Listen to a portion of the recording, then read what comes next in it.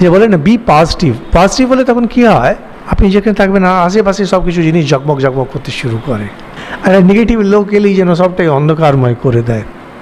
যে হাসি খুশি থাকে, যার জয় হচ্ছে, যিনি জয়ী থাকছেন, যার অভীষ্ট প্রাপ্তি।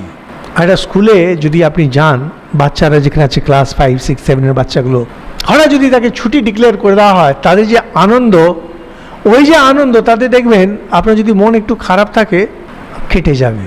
তাকে যদি হঠাৎ বলা হয় যে দেখো পরে আবার ক্লাস আছে, এখন কিছুক্ষণ গিয়ে খেলো, তখন এত এনথুজিয়াজম তার এসে যাবে, আনন্দ এমন এসে যাবে যে আপনার মনে যে দুঃখ অবসাদ কেটে যায়। আপনার যদি মনে একটু দুঃখ অবসাদ এগুলো থাকে, একটু ডিপ্রেসিভ টেন্ডেন্সিস থাকে, মাঝে মাঝে না কোনো স্কুলের কাছে চলে যাবেন, ছেলেগুলো যেখানে খেলা করছে সেগুলোকে দেখবেন। দেখবেন অনেক সময় বয়স্করা না ছেলেরা খেলছে দেখতে যায়, ওদের ওই আনন্দ দেখে ধীরে ধীরে ধীরে ওই আনন্দ ধরে নেয়। অবসাদ মানুষকে অবসাদগ্রস্ত করে না, আনন্দ ছড়ায়, আনন্দ প্রকাশ, অবসাদ অন্ধকার।